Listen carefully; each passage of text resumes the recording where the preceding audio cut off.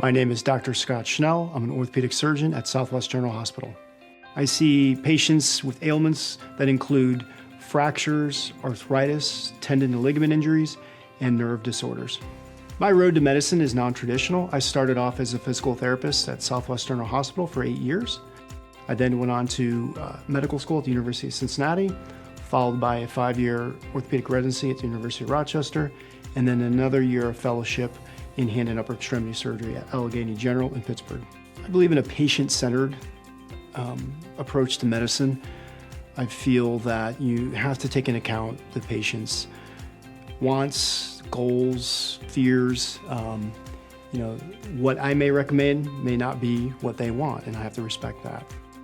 I chose to work at Southwest General due to its reputation for high-quality, patient-centered care. I was born in the Parma area. I have a wife and 3 children. When not working, I spend time with my family, snowboarding and mountain biking.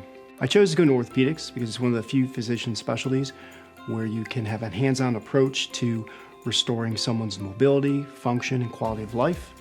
I feel seeing that patient be able to return to sports or their daily activities is very satisfying.